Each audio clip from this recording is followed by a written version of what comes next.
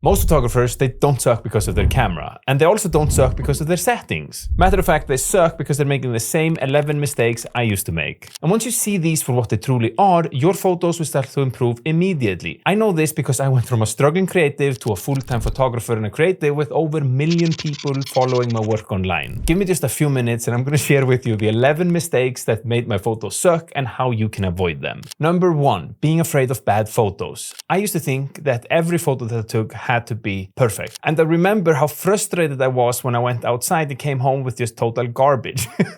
But the reality is this, that the bad photos that you take teach you so much because you see the mistakes and you think to yourself, there is a mistake, I can learn from it and you do better next time. The truth is that every photographer that you admire takes thousands and thousands of photos that completely suck every single year. It's just a part of the process, you know. It's not a proof that you suck. And personally, I'm extremely happy if I can capture like 5, maybe 7 photos a year that I consider to be truly good. Number 2, overthinking instead of actually going out shooting. This, my friends, is for all of you overthinkers out there. I'm one of you, so let's give each other a virtual high five. I don't know what I'm doing. I'm alone here in the studio. This feels a little bit weird. Basically, I used to spend hours doing some research, watching tutorials, scrolling the internet, trying to gather some sort of information instead of just going out and shoot. You see, watching tutorials, it feels really productive. And there's actually a word for it, which is called mental masturbation. You understand? But nothing replaces actually going out and taking photos. Now, don't get me wrong here. Tutorials are an essential part of learning, whether it is in school or here on YouTube watching that Icelandic guy and smacking the like button on his videos.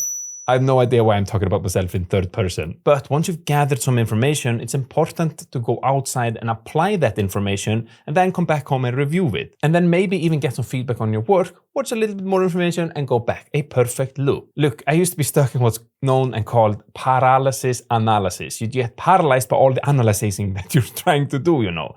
And what I realized is that perfectionism, it kills momentum. It's better to shoot badly today than waiting to feel ready. Number 3, only shooting for Instagram. This is something that I was stuck in a lot.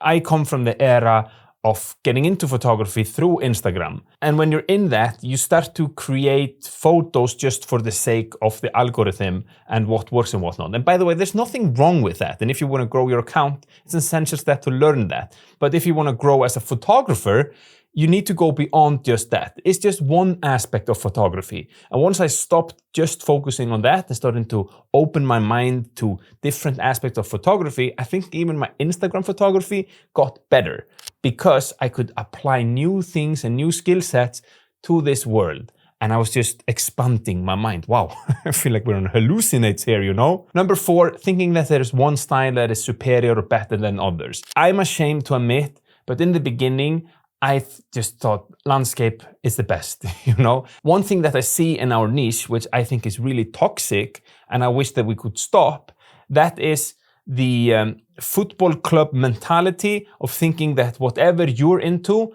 is better than what others are into. I like landscape photography and I also do a little bit of what's known as urban landscape as well. And the thing is, although I'm not in the documentary style of photography niche, then I love getting out of my way, going to galleries, especially when I'm in downtown or in a big city. I live like really rural up north Sweden. So when I go to a city, I love finding galleries where I can see different styles of photography because I think, or I know that when I expose myself to not just my echo chamber of style of photography, I can bring back some new things to my style and I get better by doing it. Thinking that I have to do it all alone. Now, I am really stubborn.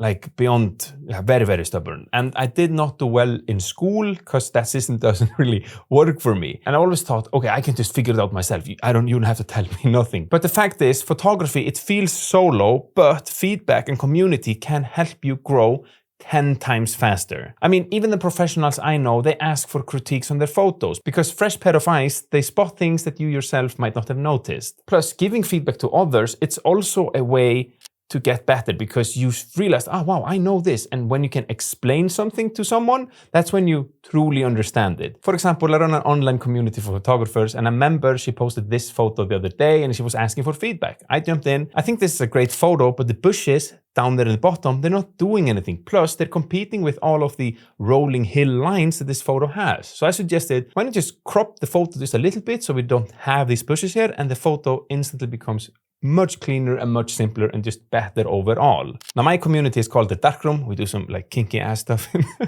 It's currently sold out and the doors are closed, but if you're interested in maybe joining in the future, you can find a waitlist in the description down below. So sign up to it and you'll be the first one to know when the doors open, plus you get a little like cool perks. But you don't have to join my community. There's probably a photo club in your city. Go knock on the door, ask if you can play, or just find some persons online and you can make a little group together, because together we learn faster. I mean, just ask Liam, and I know that he doesn't mind me sharing his name, but he's a member of the Darkroom, and when he started a few months ago, his photos looked like this, pretty decent, and he's so active, he's constantly pushing himself, joining our photo challenges, and just going out of his way in his own life to make his photos better, and the photos that he's been sharing with us recently are so good. Brother, I know that you watch a lot of my video, and I'm just so proud of you.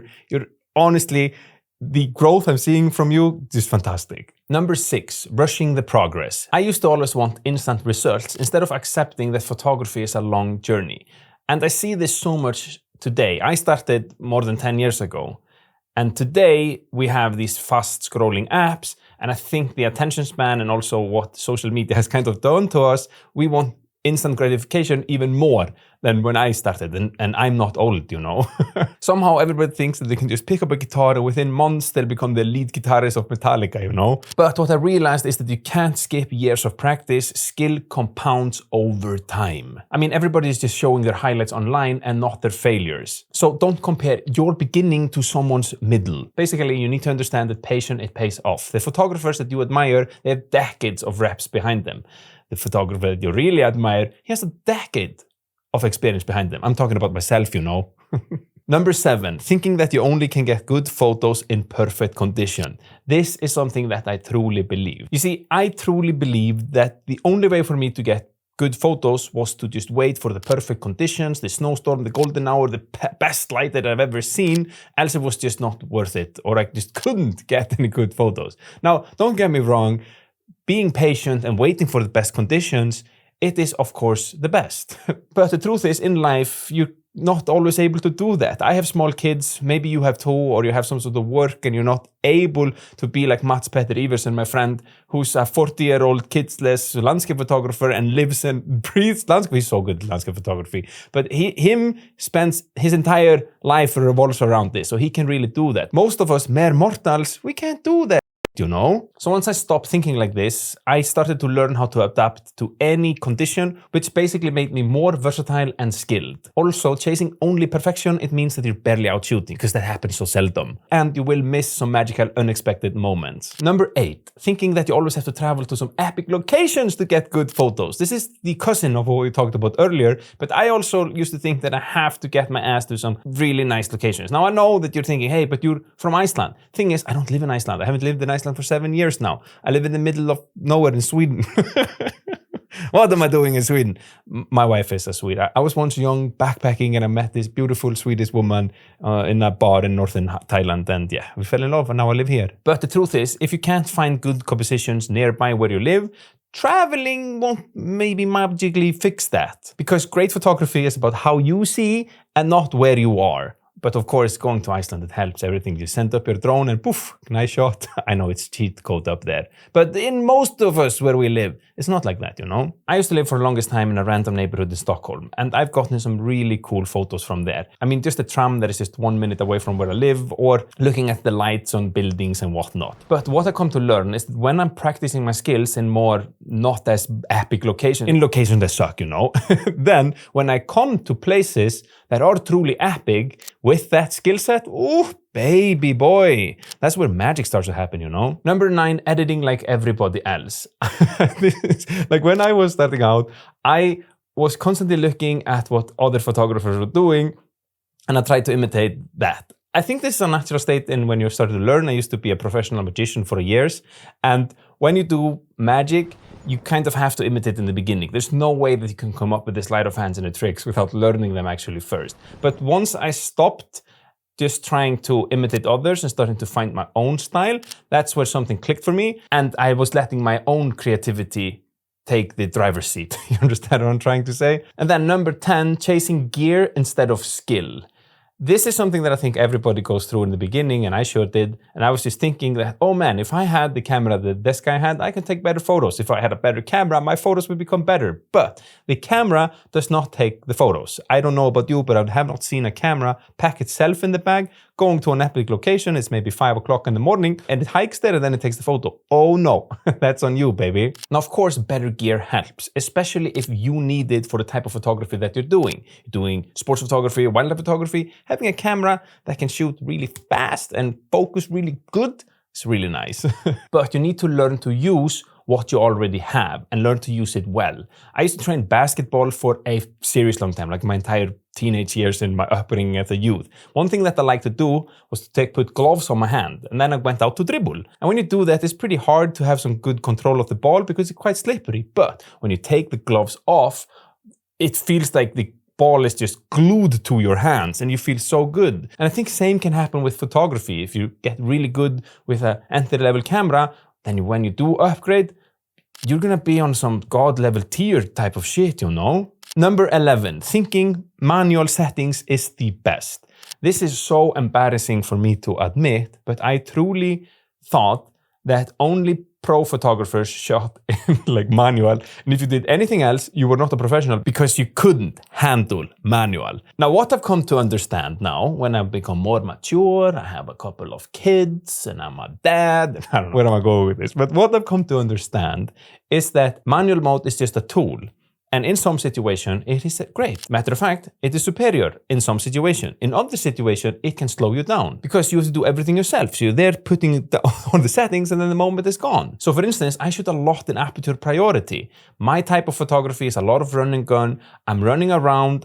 I have HD, so I'm super active, taking photos, and I don't want to be slowed down and bogged down in just thinking about the settings. Instead, I'd much rather focus on the composition and the light and the colors and if there's some sort of story there, and let the camera handle the rest. But from time to time, I do take my trusted tripod with me, and in those scenarios where I want maybe some long exposures or whatnot, I need to go full manual. And that is a toolkit that I have, and not some stupid flex saying like, hey, I shoot manual, what do you shoot? Aperture priority, get out of here. However, most photographers, they stop here. And that's actually a huge mistake, because fixing these mistakes is actually just the beginning. The real breakthrough comes when you fully understand why photography feels so hard in the first place. And that's exactly what I break down in depth in this video right here. Why photography isn't hard, it's just misunderstood. Click here and I'll show you what I mean.